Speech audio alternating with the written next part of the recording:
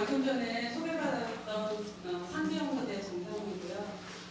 사실 저는 제가 88년부터 해서 강남 소공원, 지금 서울성공이죠.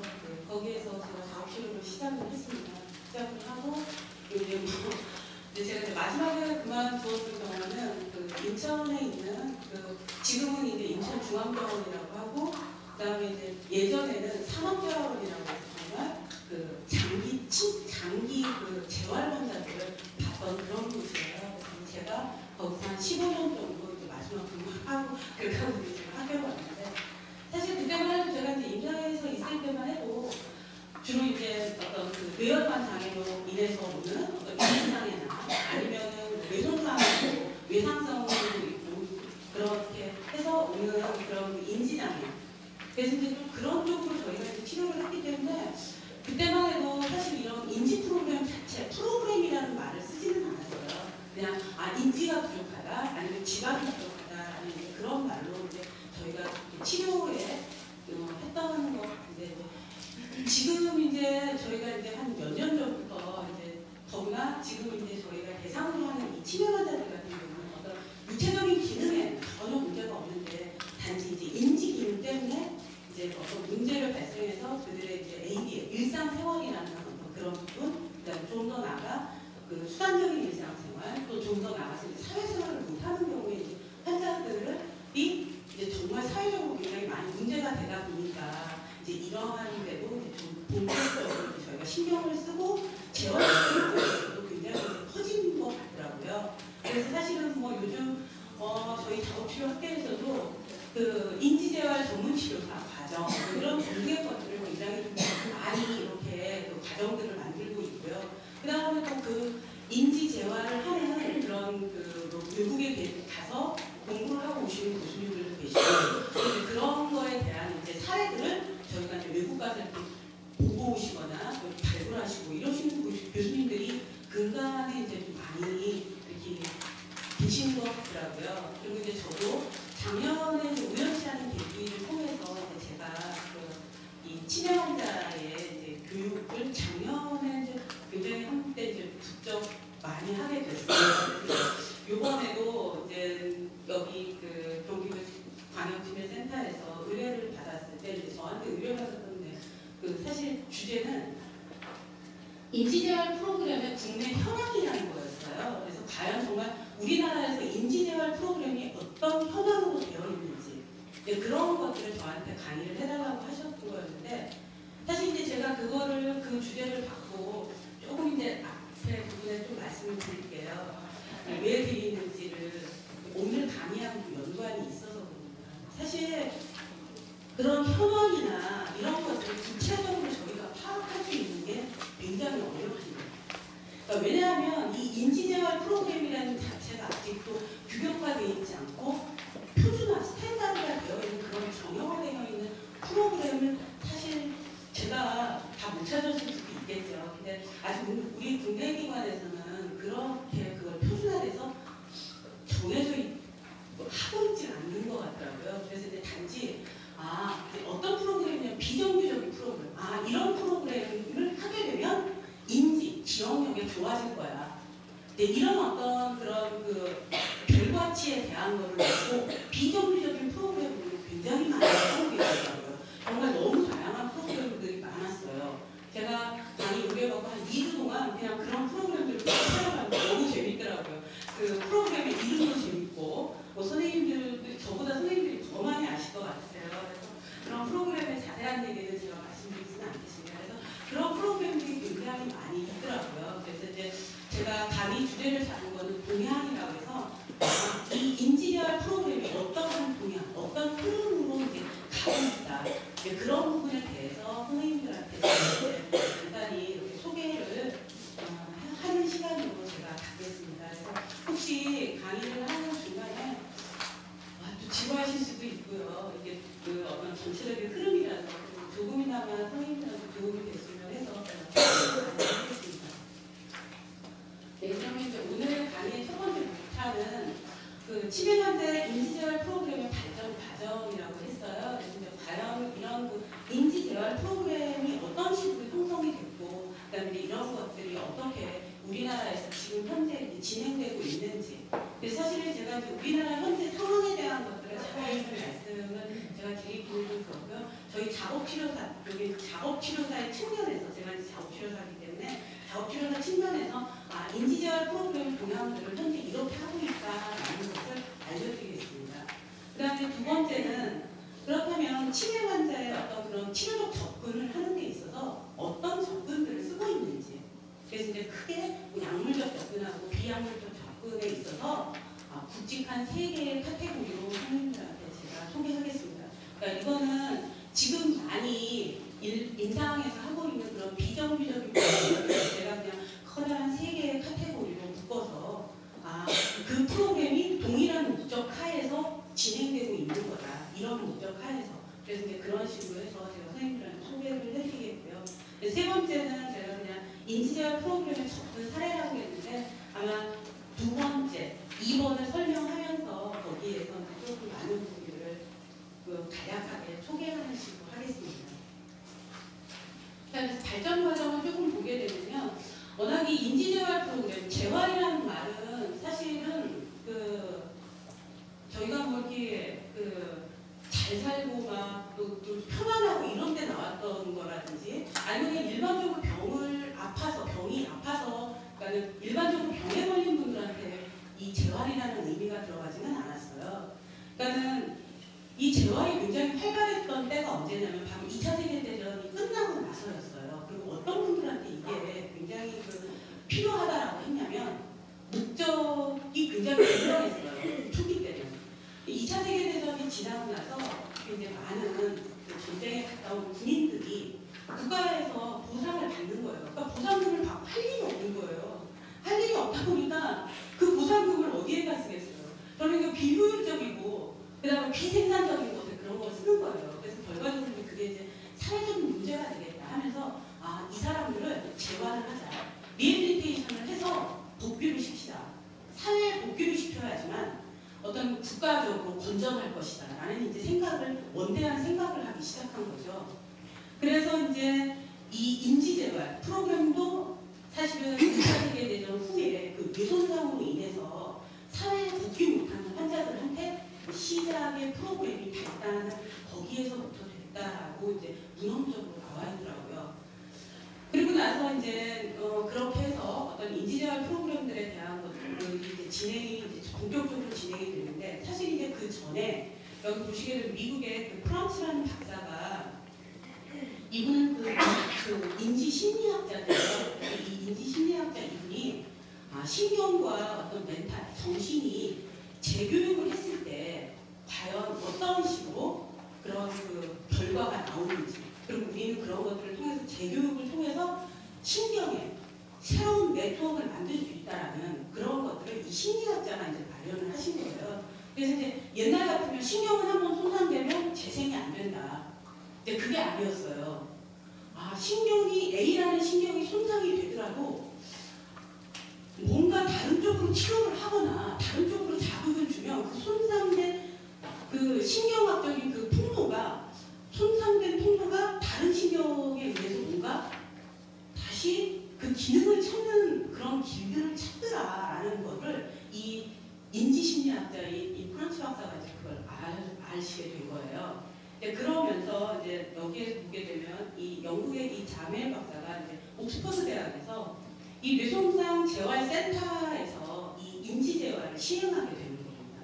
그래서 그냥 단순하게 뇌손상을 입어가지고 그냥 신체적인 기능만을 증진시키는 게 아니라 신체 기능에다가 뇌손상을 입었기 때문에 신체 기능 플러스 정신이 손상된 이런 사람들한테도 인지의 프로그램을 같이 인지재활을 했더니 그냥 몸만 치료했던 사람들보다 훨씬 더 좋아진 거예요.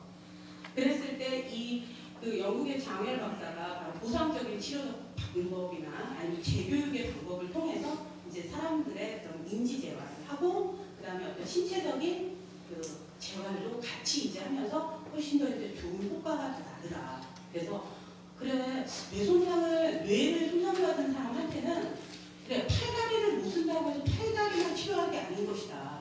팔다리를 움직이게 하는 뇌의 손상, 지령을 내리는 바로 그런 분도 같이 치료를 해야 되겠다. 좋겠다라는 이제 그런 생각들이 점점 이제 확산이 되겠죠. 그러면서 사실은 여기에 있는 그 러시아의 심리학자인 알렉산더 루리아라는 이분께서 인지재활 프로그램을 정식으로 어떤 타이틀을 탁 만들어서 하기 시작하는 거였습니다. 그래서 그 전에는 이거 좋다. 그리고 이거를 좀 필요로 해야겠다. 이런 식으로 하다가 1960년대가 되면서 이제 정식으로 이게 어떤 학계나 이런 것들 이제 정식으로 이제 학문에 인분을 하게 된다라고 생각하시면 될 것 같습니다. 사실 그렇게 되면서 사실은 제가 이제 갑자기 작업치료 이론으로 이렇게 나왔던 이유는 뭐냐면 이제 그러한 그 이론들이 저희 작업치료의 이론들하고 굉장히 많이 서로 맞아떨어지는 부분이 굉장히 많았어요. 사실 그래서 이 인지재활 프로그램에 작업치료를 전공하신 분들이나 작업치료사들이 이렇게 대거 소개되는 이유는 바로 이 작업치료의 이론이 인지재활 프로그램의 이론과 너무 흡사하게 같이 맞는 거예요. 서로의 개념이 비슷하다는 거죠. 사실 그래서 작업치료의 이론이 뭐냐면 저희가 어떤 손상된 기능을 회복시켜서 그 사람들한테 액티비티, 그 사람들이 본래 하고 있던 활동을 그대로 유지하거나 아니면 지금 현재 활동을 하고 있는 것들이 잃어버리지 않게 자기의 기능을 제대로 보존하는 것들이거든요. 아니면 저희가 어떤 다른 방법을 해서 잃어버렸던 기능을 다시 회복시키는. 그러니까 결과적으로 작업치료의 이론이라는 거는 그 사람이 현재 지금 놓여져 있는 상황에서 활동할 수 있게끔 만들어주는 거예요. 그냥 쉽게 설명을 드리면. 그래서 여기 보시게 되면 노인분의 활동, 그 다음에 아동이 신발 신는 거, 수영선수가 수영하는 거. 근데 다시 이제 왜 이제 제가 이 그림을 보냐면 사실은 이런 것들을 할 때 신체적인 조건 말고요. 우리가 지금 앞에서 얘기했던 치매 환자들하고 똑같은 치매 환자를 만약에 생각을 한다면 인지가 부족하면 아무리 신체적 기능이 된다 하더라도 이와 같은 활동을 할 수가 없어요. 선생님들도 다들 아시겠잖아요. 그래서 활동을 하는 데 있어서 인지의 기능이 굉장히 중요하다. 그래서 특히 치매 환자 같은 경우는 신체적으로 하나 손상을 입지도 않았는데도 제대로 된 ADL이라든지 아니면은 뭐 자기가 은행에 가서 돈을 찾는 거, 계산하는 거 그러한 좀 난이도가 있는 그러한 일상생활들을 하지 못한다는 게 바로 인지 때문에 못한다는 거죠. 그래서 이제 저희가 이렇게 봤더니 저희 작업치료의 그런 이론이 뭐냐면 활동을 하는 데 있어서 사람이 활동을 하는 데 있어서 이와 같은 그런 지각 기능, 운동 기능, 감각 기능, 그 다음에 인지 기능 그와 같은 이런 4개의 요소가 굉장히 많이 맞물려서 인간의 활동을 만들어낸다는 것이 저희 2013년 그리고 이제 이 이론은 이미 1990년 후반에 다 만들어졌던 작업치료의 이론이에요. 그래서 이런 이론과 인지재활 프로그램의 어떤 그런 많은 부분의 이론들이 서로 많이 맞물리면서 작업치료사가 인지재활 프로그램에 있어서 어떤 전문가적인 위치를 차지하고 있다라는 것들이 이제 요즘 들어서 이제 굉장히 확실해지고 있다라는 것을 좀 말씀드리고 싶다는 거죠. 그래서 이제 이런 활동을 하는 데 있어서 이런 4가지의 요소가 굉장히 중요한데 특히 치매 환자들 같은 경우 여기에 있는 이런 인지의 기능이 안 되기 때문에 좀 전 앞에서 봤던 이와 같은 활동들을 혼자 수행할 수가 없다는 거죠. 네, 그래서 뭐 선생님들 다들 아시고 계시는 거라서 제가 특별히 더 자세히는 말씀을 안 드리겠습니다.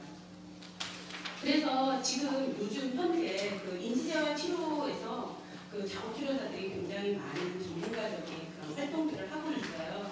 그래서 여기 보시게 되면 저희들 제가 일부러 병원에서 하고 있는 작업치료의 어떤 그런 현황에 대한 것들을 사진으로 갖고 왔어요. 그래서 여기 보시게 되면 이런 어떤 특수한 기구를 이용해서 이런 기구를 이용해서요. 요거 같은 경우는 이제 어떤 활동 기구를 앞에 이제 모니터예요. 선생님들도 많이 컴퓨터 프로그램을 요새는 인지재활을 많이 하잖아요. 그래서 어떤 흥미와 재미거리를 주고 이제 그러려고 하는 그런 어떤 그런 프로그램들을 여기에다 구비를 해서 이 사람의 어떤 신체적인 기능을 증진하고 그다음에 그 신체적인 기능과 맞물려서 지각적인 거, 그다음에 인지적인 것들을 같이 하는 현재 지금 병원에서 많이 또 사용하고 있는 거고요. 이거 같은 경우는 이제 이분한테 활동을 하게 하는 거죠. 구슬기기 활동 이런 것들을 통해서 그분의 신체적 기능과 정신적 기능을 같이 인지하는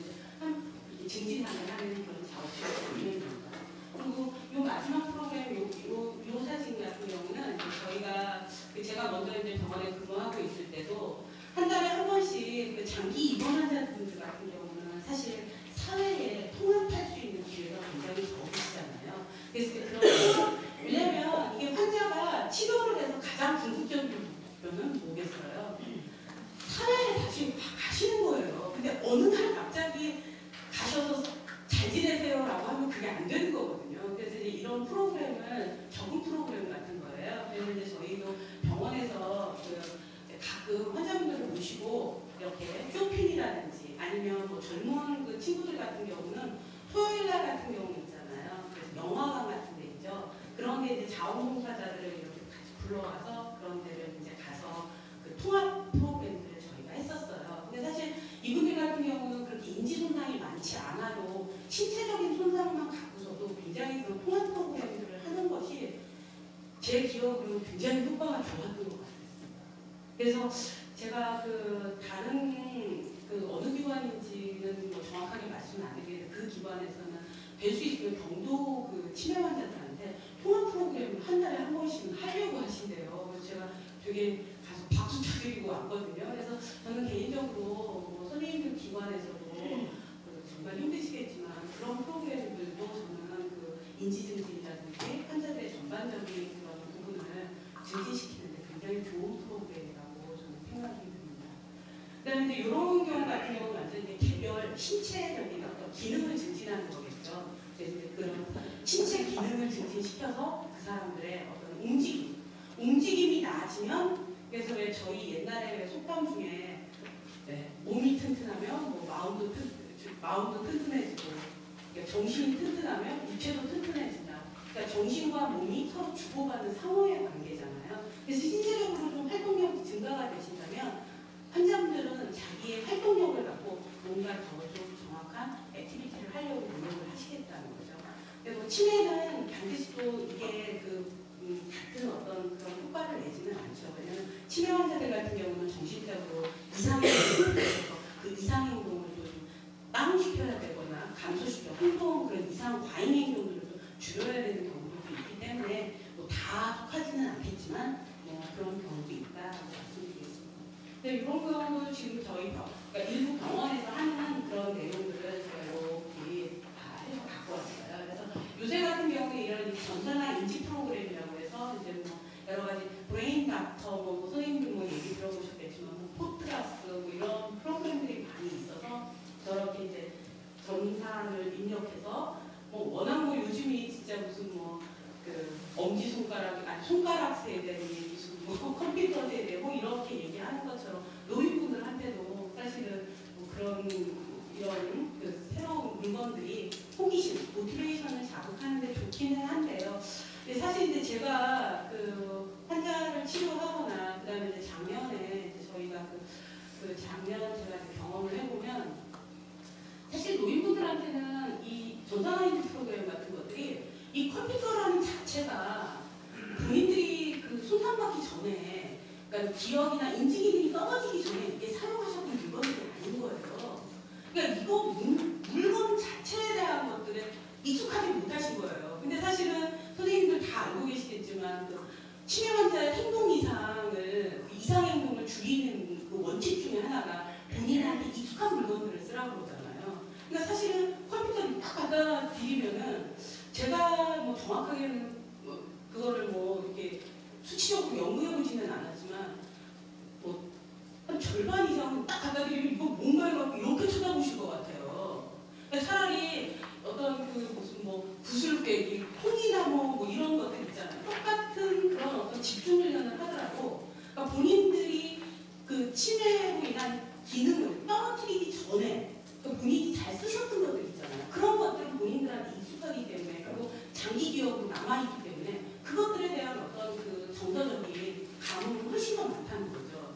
근데 사실 이런 그 컴퓨터라든지 아니면 앞에 보셨던 그런 어떤 기구 같은 것들 그런 거 사용하시잖아요. 그러면 진짜 어떤 분들은 되려 하시라고 그러면 아이고 이렇게 잡았다가 손 막 이렇게 밀치세요. 왜냐면 본인들의 경험이 그게 많지 않았기 때문에요. 근데 이제 요즘은 보니까 뭐 복지관에서도 노인분들한테 컴퓨터를 뭐 강의하시고 막 이래서 좀 괜찮긴 한데 제가 이제 그 강원도 쪽에 이제 그 저희가 태백, 영월, 장성 이런 데 그런 데 이제 저기 얘기를 들어보고 가보면 사실 컴퓨터가 이런 거는 거기 계신 오지에 계신 노인분들한테는 이게 테레비야? 아이고 테레비도 이렇게 들고 다녀? 아니면 아이고 테레비도 이렇게 작은 게 나와? 네, 그냥 정상적인 노인분들한테도 사실은 이것들이 그렇게 동의를 얻기가 어렵다고 저는 좀 느꼈어요. 그래서 사실은 뭐 지금 요즘 인지 프로그램으로 뭐 그렇게 나와 있는 뭐 브레인 닥터나 그런 뭐 코트라스라고 선생님들 다 알고 계시면 사실 그런 것들이 과연 치매 환자분들한테 얼마만큼 그 돈만큼의 효과가 있을까라는 생각도 사실은 솔직히 저는 개인적으로 합니다. 네, 개인적으로. 그건 제 생각이고요. 또 학문적으로 학계에서는 그것들이 콩을 이렇게 서로 뭐 까만 콩, 뭐 하얀 콩 나르는 이렇게 서로 가르는 거나 아니면 구슬깨기 훨씬 더 효과가 좋다고 뭐 학문적에서는 그럴 수도 있겠죠. 그건 솔직히 제 개인적인 생각입니다. 네, 그리고 이제 여기 보시게 되면 뭐 이런 것들은 선생님들 프로그램들 단체 활동이잖아요. 그래서 이런 것들도 사실 저희 이제 작업치 변호사들이 보건소라든지 아니면 저희 병원에서도 그래서 옛날에 이제 저희 병원에서도 했고요. 기존에 그 큰 병원에서 했던 가장 대표적인 그 병원 중에 하나는 현대 아산병원 같은 경우는 그 쿠킹룸이 따로 있어요. 그래서 일주일에 한 번씩 거기에서 김밥이라든지 뭐 샌드위치 뭐 이런 쿠킹 교실들이 열렸고요. 저희 같은 경우도 했어요. 저희도 거기 제가 그 병원에 있으면서 한 달에 한 번씩 보호자분들한테 그러니까 아주 기본적인 재료들을 갖고 오라고 해가지고 그렇게 하고 서로 나눠서도 먹고 뭐 이런 그런 쿠킹 교실이라든지 이런 것들을 했고요. 그 다음에 저희 병원에서는 또 그런 프로그램이 저희 그 병원에는 원예 교실, 그다음에 금속공예, 그 다음에 화실, 동양화, 서양화 이런 것들을 다 같이 구비하고 있었거든요. 그래서 원예 같은 경우는 겨울에도 굉장히 저희가 한 15평 되는 온실이 있어가지고 환자분들 특히 정신과 저희도 정신과가 되게 컸거든요. 그래서 정신과 환자들 모시고 거기 갔었어요. 그래서 가서 뭐 식물에다 물 주고 그다음에 자기가 자기 식물이 어떤 건지 보시게 하고 뭐 이런 프로그램들을 했었거든요. 아마 선생님들도 뭐 다들 그런 프로그램들을 뭐 한 번쯤은 다들 하시지 않았을까 싶어요.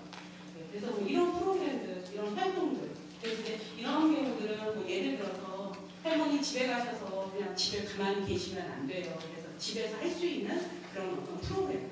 그래서 현재 그 환자가 어떠한 상태가 됐는지 그런 것들을 저희가 이제 충분하게 평가하고 가정 프로그램 있잖아요. 그래서 저희 병원에서도 환자들한테 가정 홈 프로그램들을 되게 많이 저희는 개발했었어요. 근데 그 개발 프로그램이 전체 프로그램이 아니라 사실은 이 홈 프로그램 같은 경우는 굉장히 맞춤형으로 진행이 돼야 되는 거잖아요. 그래서 이제 그런 식으로 진행이 됐습니다.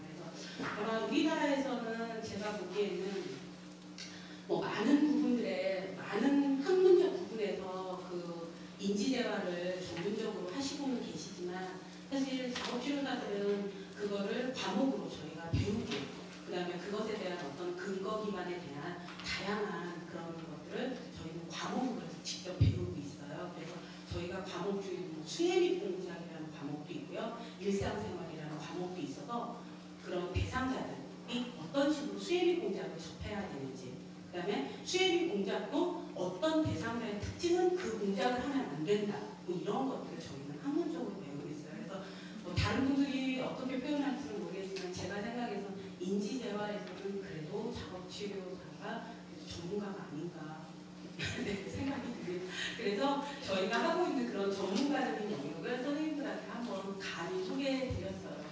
저희보다 치명한 선생님이 더 전문가실 수 있죠.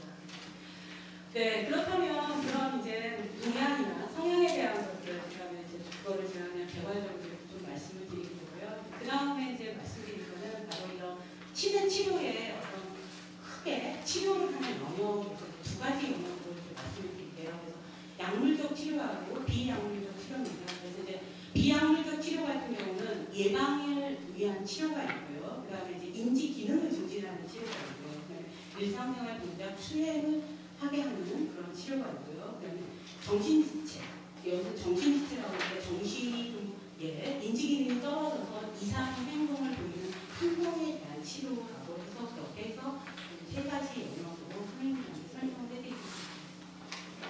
자, 뭐 저희가 이 인지재활 하기 전에 그다음에 뭐 이렇게 치매 뭐 이런 것들이 정말 어떤 사회적인 문제가 되기 전에 가장 치료에 그리고 아직도 많은 분들이 네, 뭐가 아프면 가장 치료의 첫 번째는 네, 약이잖아요. 그래서 치매도 역시 약이라고 생각하는 거죠.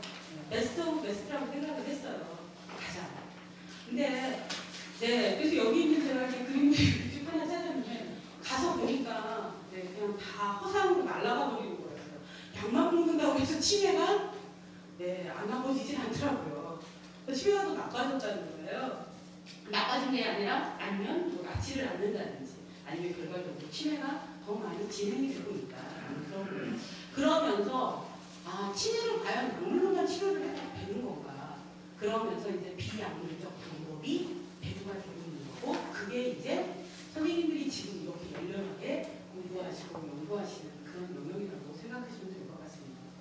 그래서 제가 그 약물 치료에 대한 부분은 이 김영석 교수님하고 김용욱 교수님은 네, 저희 나라에서 치매로 명의이십니다. 이 두 분이에요.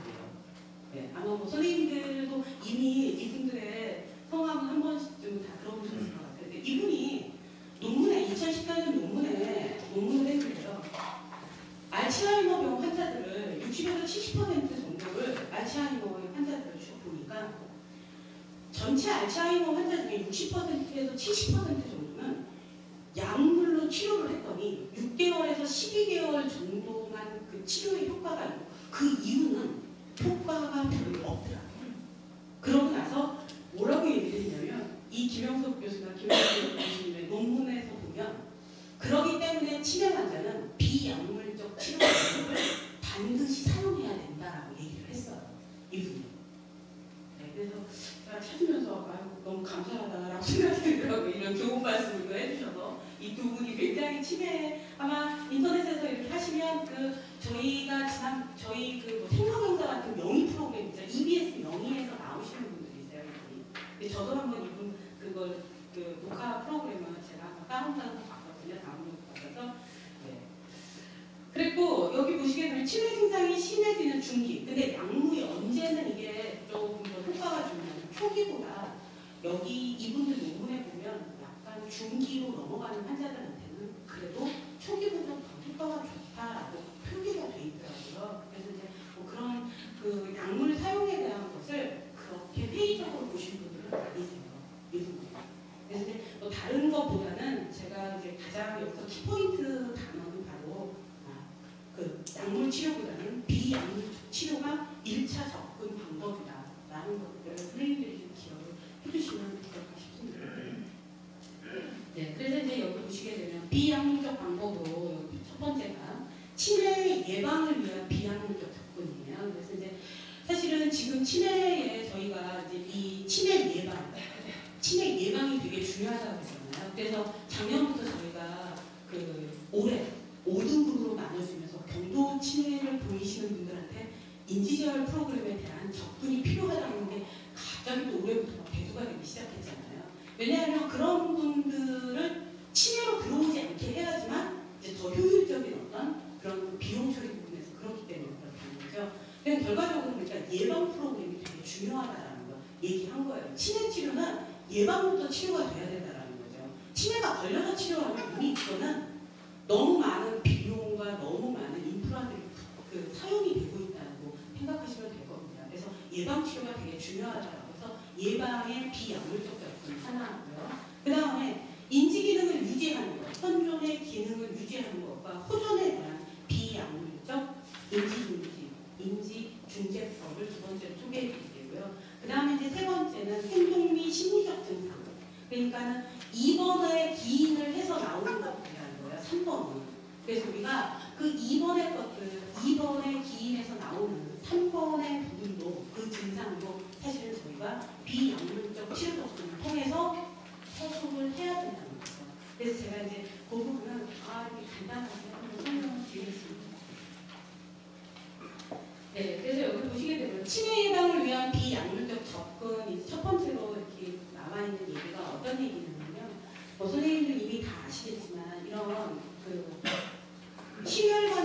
어려움이 있는, 그렇죠. 그래서 이런 대사증후군이나 대사증후군의 이런 대표적인 질환들을 보니까 그런 질환을 앓고 있는 사람들이 치매에 걸릴 확률이 되게 높다는 거예요.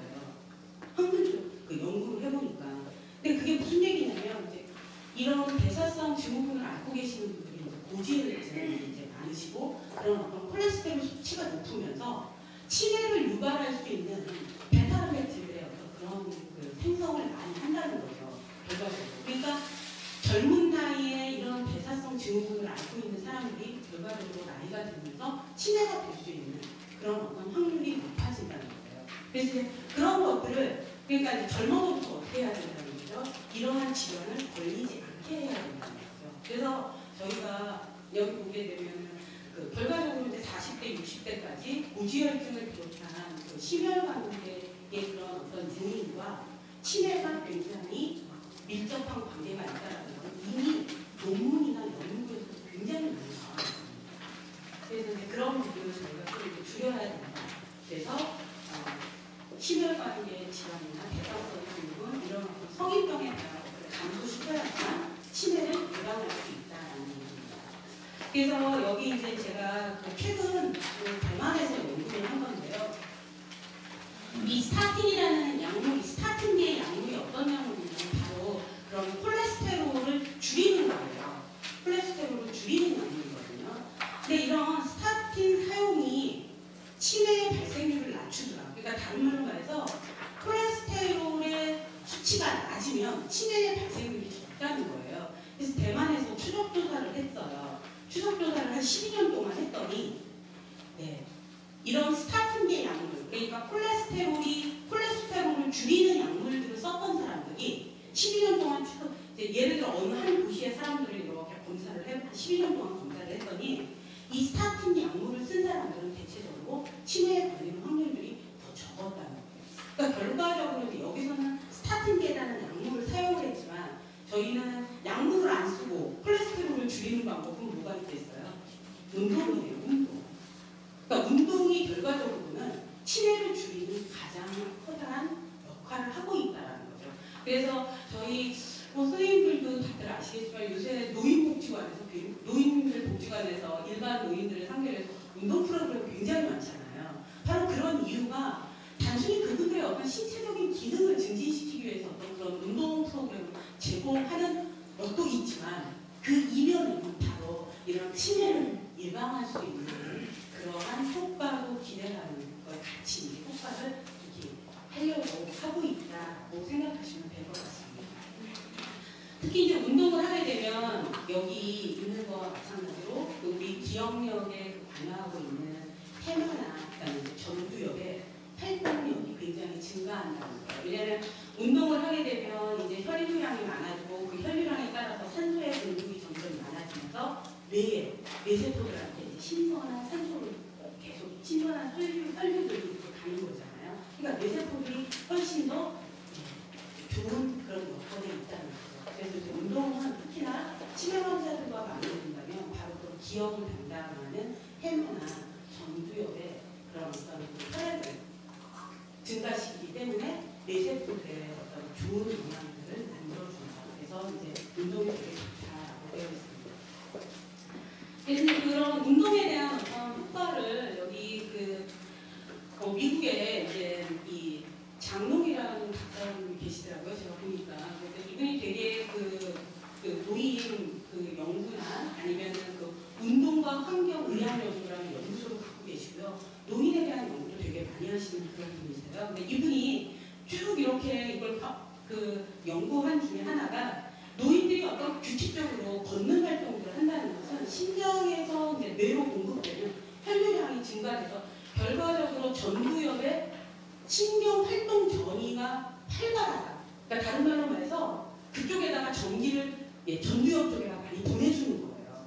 그러니까 결과적으로 치매 환자는 앞에 전두엽 쪽에서 기억하고 뭔가 내가 일을 하는데 계획하고 이런 기능들을 하고 있잖아요. 그러니까 그런 기능을 더 잘할 수 있게끔 전력을 계속 보내주는 그런 역할을 하더라. 그래서 걷는 것이 참 좋다라는 얘기를 했어요.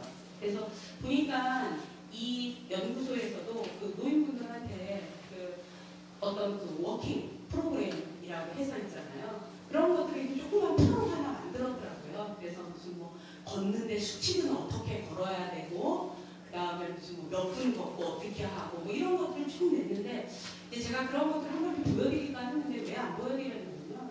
사실 노인 선생님들도 다 아시겠지만 그 노인 치매 분들 같은 경우는 치매 변화가 너무 다양하잖아요. 그리고 또 노인분의 또 하나 굉장히 다양한 변수가 신체적 변화라는 거예요. 아, 어제까지도 그냥 근력이 괜찮으셨는데 갑자기 한 하루 이틀 안 보이시더니 더 갑자기 막 신체적으로 안 좋아지시는 경우들 있잖아요. 그러니까 그렇게 개인적인 어떤 상태가 너무 변수가 많기 때문에 그런 스탠다드한 표들을 참 이렇게 제시하기가 되게 좀 어려울 것 같다라는 생각이 듭니다. 그래서 제가 그냥 그런 것들을 선생님들한테 소개를 시작했습니다. 그래서 여기 이제 여기서 보게 되면 그 미국의 이제 이 보스턴 대학에 있는 이 박사도 운동 부족으로 인해서 심박수와 혈압이 상승을 하게 되면 뇌로 가는 그런 미세혈관들이 손상이 온다는 거죠. 미세혈관에 손상이 오게 되면 결과적으로 뇌의 구조와 인지 기능에 악영향이 올 수밖에 없다. 그러니까 뇌의 구조 어떻게 이제 저희 뭐 선생님들 그 전에 여기 다른 데서도 강의를 들으시면 왜 의사 선생님들이 이렇게 보여주시잖아요. 그랬을 때 이 혈류량이 적게 되면은 뇌의 그런 어떤 그 뇌가 활동하는 그런 범위가 굉장히 축소해서 이렇게 돼 있는 거. 그래서 정상인들은 넓은 부위가 이렇게 뭐 이렇게 빨갛게 돼 있다면 뭐 이런 치매 환자들 같은 경우는 되게 좁은 부위로 혈류량이 이렇게 가고 그런 것들이잖아요. 그러니까 그런 것들이 만약에 장시간 되면 결과적으로 뇌는 위축될 수밖에 없는 거예요. 그러니까 세포들이 그만큼 죽어서 위축될 수밖에 없다는 거죠. 그래서 이제 뇌의 구조나 거기나 그런 그 뇌의 세포가 위축되거나 아니면 죽거나 세포 자체가 그렇게 기능이 그렇게 되면 인지 기능도 그거에 따라서 당연히 같이 악영향을 미칠 수밖에 없다라고 얘기가 되었습니다. 네, 그래서 이제 그런 얘기가 그 다음번에도 이제 또 나왔고요. 그 다음에 제가 뭐 요거는 좀 아까 내용과 좀 같은 내용이고요. 요 내용을 하나 알려드릴게요. 그 미국에 있는 메이오 클리닉 노화 연구에서 뇌를 70대 이상 노인인들을 봤어요. 그런데 걸음 속도와 인지 기능의 상관관계를 보신 거예요. 그랬더니 걸음의 320명이 되게 부드러지게 인지가 감소되는데 그분들이 속도가 감소가 됐다는 거예요. 걸음의 속도가. 그러니까는 이 내가 적당한 속도를 갖고 걷는 것도 그러니까 우리가 결과적으로 움직이는 이 움직임의 스피드로 인지 기능과 맞물려 있다는 거죠. 그래서 뭐 제가 보기에는 그런 그 걸음에 대한 속도 말고도 저희 왜 식사하실 때 그러잖아요. 얼른 씹으세요. 왜 입에다 담고 계세요. 그리고 밥숟갈 왜 내려놓고 계세요. 들으세요 얼른. 이런 것들이 밥을 먹는다는 전체적인 스피드로 본다면 이제 그게 다 줄어드는 거잖아요. 그래서 이제 저희가 때로는 그런 것들도 저희는 임상에서 그런 것들을 좀 이렇게 검사를 했어요. 그러니까 예를 들어서 밥을 먹는 시간이 얼마나 걸리는지, 그 다음에 예를 들어 10m 보행, 10m 정도가 되면은 10m나 20m면 이제 복도에서 이제 어느 정도 복도에서 복도 끝을 왔다 갔다 하는 거거든요. 그 시간의 소요가 얼마나 되는지 이런 것들을 저희는 좀 봤어요. 환자분들한테. 그래서 정말 속도가 줄어들으신 분들은요, 전반적인 모든 기능들이 다 떨어지시게 되더라고요. 그러니까 특히 이제 신체적인 기능도 당연하지만 치매 환자들 같은 경우 인지가 손상되신 분들은 정말 10m 보행이나 20m 보행에서 균형 감각을 떠나서 스피드 자체도 떨어지시더라고요. 그래서 인지 기능이 나빠졌다는 것은 금방 저희가 파악하기는 어렵지만 신체적인 변화는요, 정말 그 관찰력만 있으신 분들이라면 신체적 변화는 금방 알 수가 있는 그런 상황이라는 거죠. 그래서 속도하고도 이런 관계가 있구나. 선생님들이 알아주시면 될 것 같아요. 네, 그래서 뭐 여기서도 제가 이제 보니까 어떤 그냥 이런 최근 논문도 있었는데요. 제가 여기에서 보니까 이런 운동에 대한 논문이 2003년 어떤 그 베이준이라는 그 선생님이 쓰신 건데 규칙적인 운동이 정상 노인들한테 이런 인지 기능에 대한 실행 능력이라든지 기억력 모든 부분에 대해서 향상시켰다. 그래서 결과적으로 규칙적인 운동을 하게 되면 발병률을 낮출 수가 있더라. 라는 것들을 논문으로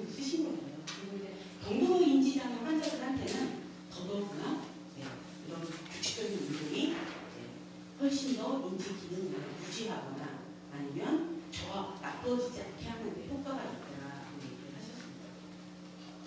자, 그래서 조금 더 이거를 좀 한 3가지 기전으로 좀 제가 한번 말씀드릴게요. 신체 활동과 운동요법이 뇌를 보호하는 기전이라고 제가 썼습니다. 그래서 이제 첫 번째 보게 되면 신체 활동과 운동이 산소 포화도를 증가시키고 뇌 신생 혈관을 생성에 촉진이 되기 때문에 결과적으로 치매의 속도를 늦출 수가 있다는 거죠. 아니면 기능을 회복하거나 아니면 더 나빠지는 이런 것들을 방지할 수가 있다라고 보시면 되는 거고요. 그 다음에 또 운동을 하면서 운동 시에 저희가 신경전달 물질, 이런 세로토닌이라든지 아니면 노르에프네프린 같은 것들이 증가가 되면서 뇌를 더 활성화시킬 수 있다. 그래서 이제 그런 요법을 만들 수 있다는 겁니다. 그 다음에 또 세 번째로는 뇌세포의 사멸이나 분열을 촉진시킬 수가 있다는 거죠. 그러니까 결과적으로 운동이 뇌세포를 새롭게 생성하고 그다음에 죽어있는 세포를 얼른 없애버리고 해서 뇌에 청소하는 거예요. 뇌의 세포를. 그러니까 죽어있는 세포 얼른 청소해서 없애버리고 저희도 선생님들 피부 마사지 그냥 매일 세수만 안 하시잖아요. 어떤 때는 뭐 가끔 피부과 같은 데 필링 하시죠. 그게 바로 각질을 제거하는 거잖아요. 죽어있는 피부를 없애는 거예요. 그래서 뭐 하는 거죠?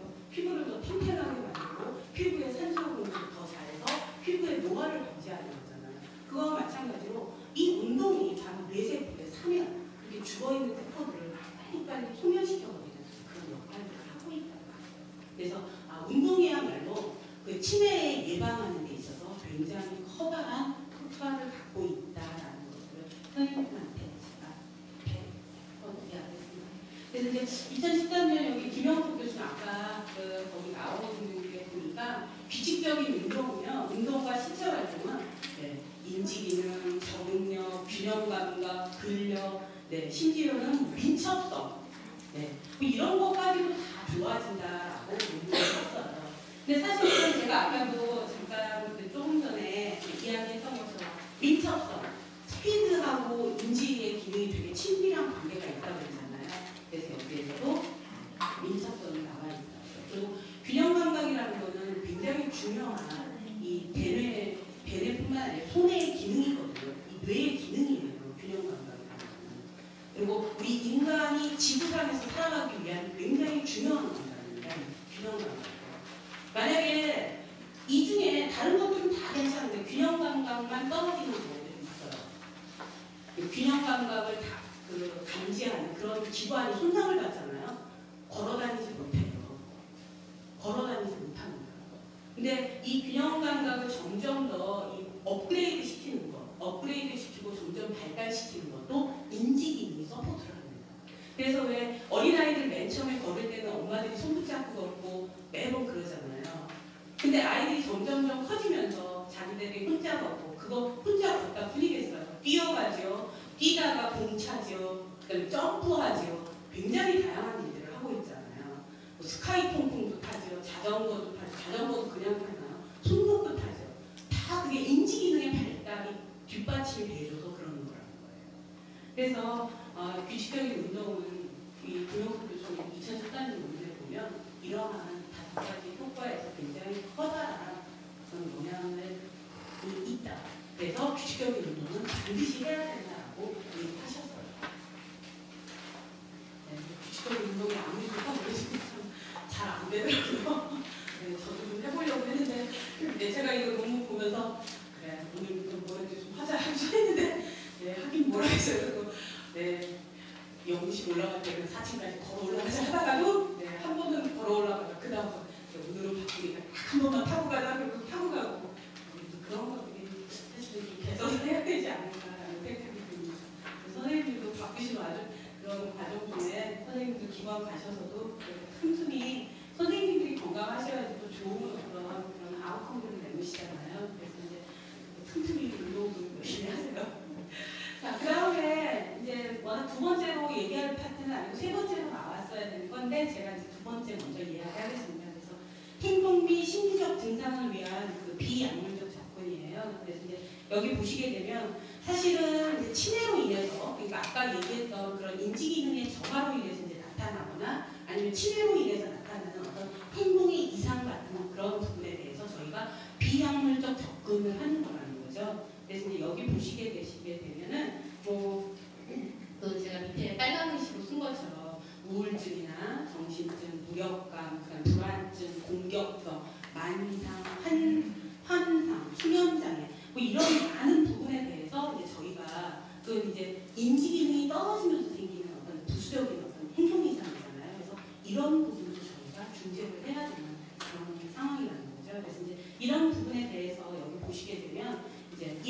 원칙을 갖고 한다라고 되어 있습니다. 그래서 이제 주변 환경을 단순화시켜라라고 나와 있더라고요. 이게 무슨 얘기냐면 망상이나 한청 같은 경우가 갖고 계시는 그런 환자분들한테는 사실 TV나 거울 같은 것은 좋지 않다는 거예요. 뭐 선생님들 다 알고 계시잖아요. 그리고 또 하나는 이 치매로 인해서 어떤 그 자기의 운동 기능이 많이 떨어지시는 분들한테는 모서리가 너무 뾰족한 아니면 그냥 저희 일반인들이 사용하는 그런 그 가구나 이런 것들 대부분이 다 그 하나의 무리가 될 수 있다는 거예요. 그래서 그런 것들을 대부분 단순화시키고 주변 환경을 좀 조정해줘라. 그리고 주변 환경이 너무나 또 어렵고 그러면 좀 그게 문제가 그분들이 뭔가 자기가 계획한 것 아니면 어떤 활동을 하는데 굉장히 걸림돌이 될 수가 있잖아요. 그래서 그런 부분에서 단순화하는 게 첫 번째 원칙을 얘기하셨고요. 전문가들이 이야기하셨어요. 그 다음에 두 번째는 안전사고를 예방해라 그랬어요. 이게 뭐냐면 기억력이 감소가 되는데 감소가 돼서 이상행동이 보이는데 혹시나 그래서 이제 뭐 정말 행동 이상행동이 심하신 분들한테 있잖아요. 그래서 집에 뭐 칼이나 이런 것들 다 저희가 없애잖아요. 그러니까 그런 안전행동에 대한 것들. 그 다음에 창문의 문고리를 뭐 완벽하게 잠긴다든지 또 환자분들이 또 어떤 분들은 되게 똑똑하신 분들 있잖아요. 아무리 잡아도 어떻게 그걸 그렇게 다 따고 또 다시 나가시는 분들도 계시고 그러시잖아요. 그래서 이제 그런 것들을 저희가 철저히 예방해야지만 근데 나중에 정말 어떤 경우는 치매 환자가 치매로 돌아가시는 게보다는 바로 이런 이상행동을 저희가 막지 못해서 그런 부수적인 문제로 돌아가시는 경우들이 있다는 거예요. 그래서 이제 저희가 그런 접근도 해줘야 된다라고 되어 있고요. 그 다음에 이제 세 번째 같은 경우는 여기 보시면 문제 행동이 나타나면 우선 원인에 대한 걸 규명해야 된다는 거죠. 그래서 이제 원칙 중에 하나예요. 아니 뭐 내분이 안 하시던 행동을 계속 한다면 아 그게 치매 때문에 저런다는 게 아니라 어떤 혹시 다른 원인이 있지 않나 이런 것들을 한번 선생님들이 확인해 보시고 저희가 치료적으로 접근을 해야 된다라고 얘기가 되어 있습니다. 그래서 왜 뭐 제가 이걸 좀 보면서 어떤 생각을 했냐면 왜 선생님들도 왜 아이들 키울 때 칭얼거리고 물잖아요. 그럼 아 배고파서구나. 제일 첫 번째 배고파서구나. 그래서 그냥 무조건 먹이잖아요. 아 먹이는데도 계속 우유를 주는데도 또 울면 그 다음번에는 기저귀 때문에 기저귀를 갈아줬는데도 울어. 얘가 왜 우는 거야? 이러잖아요. 그러니까 이런 것들을 하면서 이제 선생님들이 가장 저희가 이제 근본적인 문제를 접근해가지고 장에 뭐가 문제가 있어서 그랬던 거를 못 발견하고 뭐 이런 경우 있잖아요. 그러니까 여기에서 그 치매 환자들이 혹시나 그런 문제 행동들 평소에 보이지 않았던 문제 행동들을 보이게 된다면 그거는 치매 때문이 아니고 다른 어떤 원인이 있을 것이다 해서 그 원인에 대한 직접적 접근을 노력해라라고 되어 있습니다. 네, 그래서 제가 이제 이거 하면서 제 옛날에 그 치료했던 환자분들 얘기 잠깐 네, 그랬던 것 같아요. 어느 날 정말 그 사지마비 환자들이 치료 와서 잘하세요. 잘하는데 며칠 동안 굉장히 그 우울해 있고 치료를 못 하시거나 이러는 분들이 계세요. 그리고 치료 시간에도 별로 재미를 못 느끼시고. 근데 결과적으로 그거는 그분들이 기능 손상 때문에 그런 게 아니라는 거예요. 나중에 이제 여쭤보면 아, 뭐 요즘 뭐 부인하고 좀 사이가 많이 안 좋아서 예, 많이 안 좋아서 기분이 안 좋아서 뭐 치료받는데 계속 이렇게 기능을 그러니까 자기의 역량을 발휘를 못하는 그런 경우들이 있더라고요. 그래서 이제 그런 경우는 그 부분에 대한 것들을 해소시켜주면 당연히 뭐 다시 본래대로의 기능을 회복하시고 이제 그런 경우들도 있었던 것 같아요. 그래서 선생님들도 그런 측면에서 한번 생각을 해보라라는 측면에서 말씀을 이야기 드리는 거고요. 그 다음에 치매 환자 같은 경우는 특히나 이런 이상행동이 보일 때 증상이 나타날 때 적절히 대처를 해야 된다는 거죠. 그냥 그걸 내버려 두게 되면 더 가중이 될 수도 있고요. 아니면 그게 또 다른 이상행동으로 전이될 수가 있기 때문에 그때 나타났을 때 즉시 그것들을 대처하고 해라라고 되어 있습니다. 자, 그러면 이제 저희가 제가 마지막으로 인지기능 유지와 호전을 위한 비약물적 방법이라고 해서 세 번째 마지막 접근 방법에 대해서 이야기드리겠습니다. 여기 보시게 되면 인지기능 개선을 위해서 인지중재의 목적은 인지기능 저하를 예방하고 유지하는 것이고요. 그 다음에 환자의 심리적 부담을 감소시키는 목적에서 저희가 이것들을 적용하는 것이고요. 그 다음에 환자와 가족의 삶을 개선하기 위해서 저희가 적용하는 것이고요. 약물 치료보다는 비용이 저렴하고 가장 중요한 부작용이 없다는 거예요. 그래서 저희가 인지 이런 프로그램들을 저희가 사용하는 목적을 두고서 사용한다라고 알아주시면 되겠고요.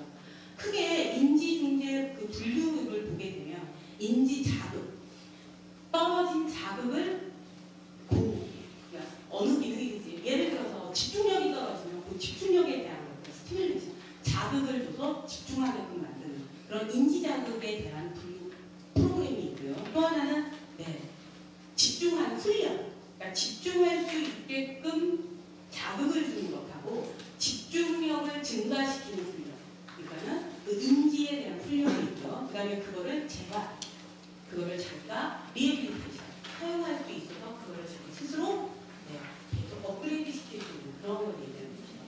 예를 들어서 제가 인지 자극이라고 하면 저희가 아이들한테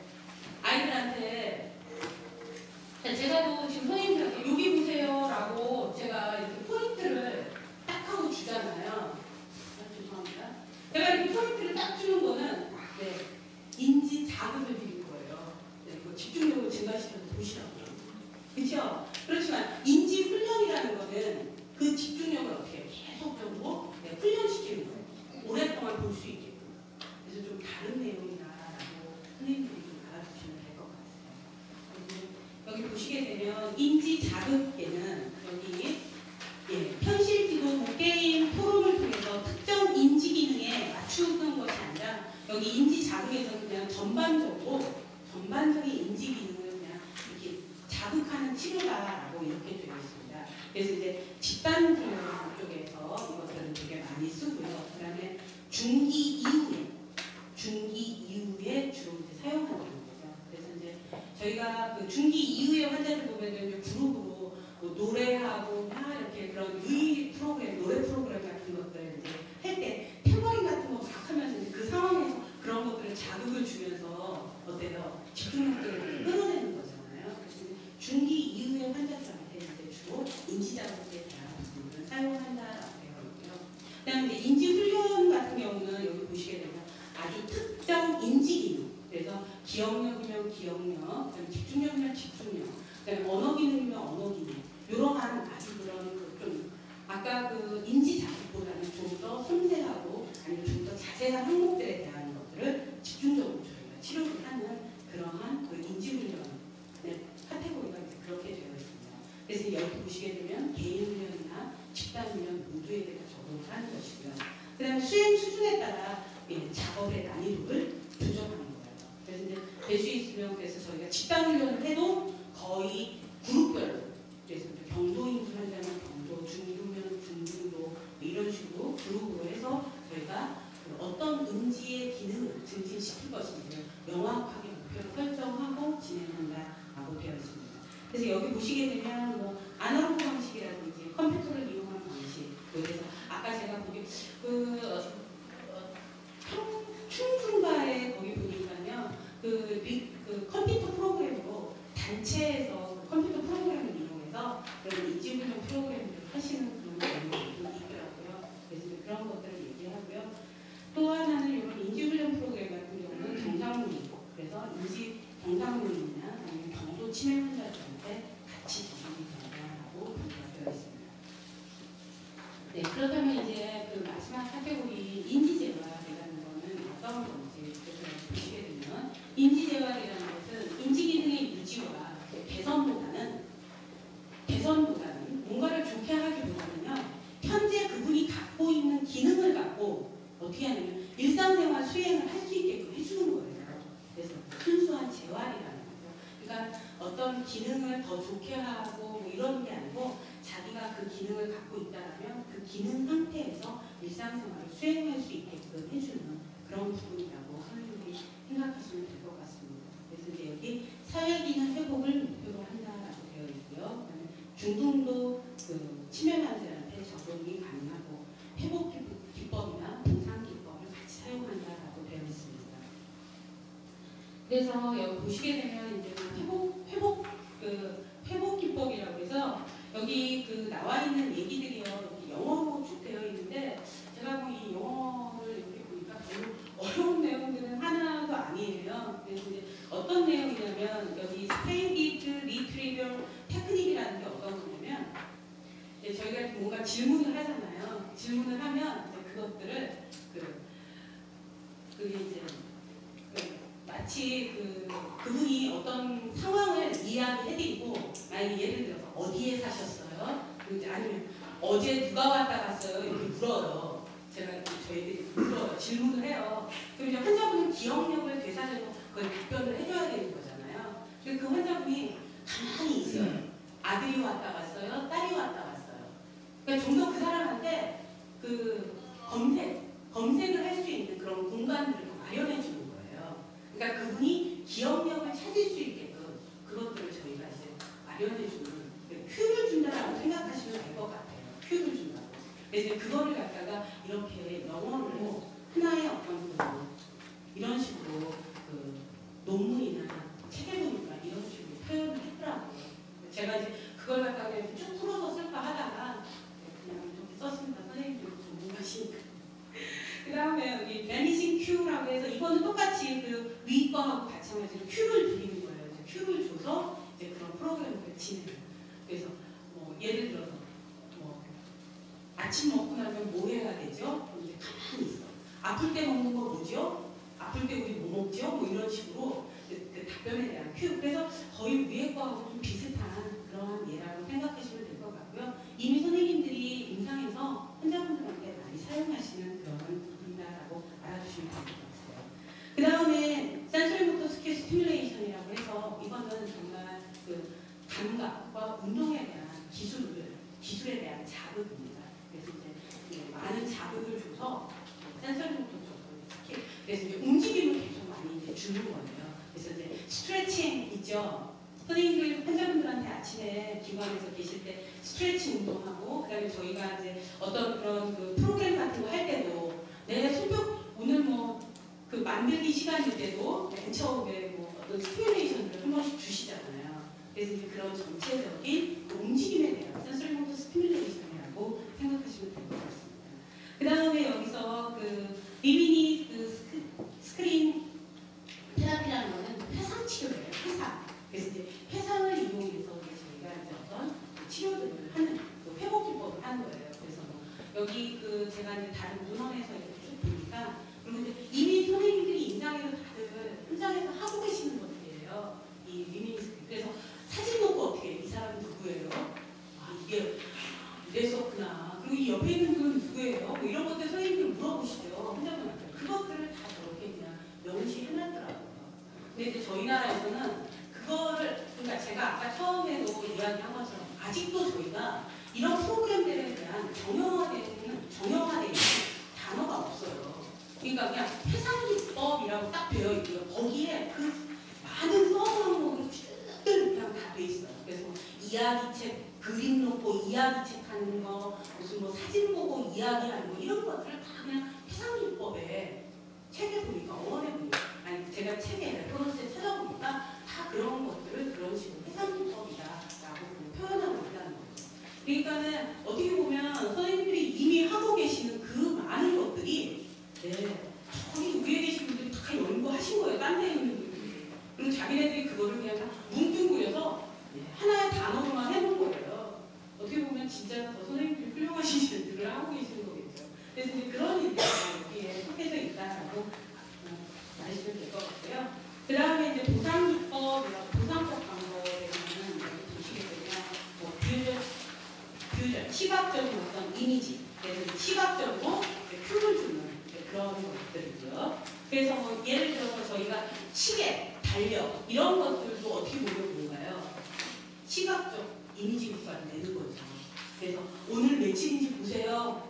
그리고 책자 옆에 뭐 있어요? 이렇게 하는 거 있잖아요. 그런 것들을 생각하시면 될 것 같고요. 그 다음에 이제 익스터널 메모리라고 해서 이것들은 이제 저희가 왜 시계나 알람 중에 일어나세요, 아니면 약 드실 시간이에요, 이런 거 있잖아요. 그러니까 메모리에 대한 것들, 저희가 이제 외적으로 이렇게 소개받는 그런 모든 것들을 그냥 에이드라고, 메모리 에이드라고 그냥 표기를 했더라고요. 뭐 이미 저희들 다 쓰고 있는 것들이에요. 그리고 선생님들 기관에서도 어떤 기관 보니까 식사 시간 때는 꼭 음악 나오는 거 있잖아요. 그렇죠? 식사 시간 때는 제가 그 강남본부에 근무할 때는 항상 나왔던 음악이 있어요. 딩동댕 하면서 딱 나왔던 음악. 아침에도 나오고 점심, 저녁에요. 그러니까 근무가 시작됨을 알리는 거였어요. 딩동댕 하면서 환우 여러분, 교직원 여러분, 하루 시작되었습니다. 여러분들 최선을 다해서 시작해 주시기 바라겠습니다. 오늘도 편안한 그런 하루가 되시기 위해서 직원 여러분과 오늘 최선을 다해서 여러분 환우 여러분을 모시겠습니다. 이렇게 하고 저희는 딱 시작했어요. 그러니까 딴 데 막 저희가 떠들고 막 그러고 있다가 딱 딩동댕 하면 다들 일단은 입 다물어요. 그냥. 그럼 이제 그리고 그 입을 딱 다물고 잠깐이나마 기억해요. 오늘도 최선을 다해서 해야지. 그리고 마지막에는 딩동댕하고 최선을 다하시는지 각자 생각해 주세요. 이렇게 그런 말들을 남겨둔 것 같아요. 그래서 제가 그런 것들, 풍터러블 그런 것들을 다 메모리 에이드라고 그냥 선생님들이 표기하시면 이해하시면 될 것 같고요. 그 다음에 이제 거기에서 인코딩이라고 이제 인식하는 것들에 대한 패션, 특한 그 인식을 제인을 하는 것들, 재인식할 수 있게끔 도와주는 그런 것들을 이제 저희가 보상으로 사용한다는 거죠. 그래서 예를 들어서 저도 옛날에 환자분들한테 정신과 환자들한테 그런 걸 해드렸던 것 같아요. 본인이 꼭 아끼는 물건 같은 거 있잖아요. 그럼 본인이 자기는 파란 색깔 되게 좋아해요. 그러면 그분한테는 항상 파란색들을 주는 거예요. 그래서 파란색은 무조건 내 거예요. 그래서 그런 것들, 나의 것, 내 거라는 것을 인식시켜주기 위한 그런 어떤 제인 작업을 하는 인코딩 작업의 어떤 특수한 거. 그래서 제가 알기로도 선생님들도 그러실 것 같아요. 침대에다가 표기해 놓는 이런 것들, 아니면 예를 들어서 방에 대한 표시 같은 거, 이런 것들이 다 그런 게 아닌가라는 생각이 듭니다. 네, 그래서 그 다음은 제가 작업치료사의 역할이라고 해서 이제 몇 장의 글을 냈는데, 이 뒤에 것들은 그냥 제가 시간이 되면 선생님들한테 소개를 하고 그렇지 않으면 안 하려고 했던 프로그램 내용이에요. 근데 지금 시간이 좀 제 강의 시간에 맞췄고요. 그래서 선생님들 핸드아웃은 그렇게 나간 것 같아서 제가 여기까지만 하겠습니다. 그래서 제가 이제 다시 한번 말씀드리고 싶은 거는 저희가 비약물적 치료 방법이 중재가 굉장히 필요하다라는 건 알고 있고요. 비약물적 치료 방법이 그렇게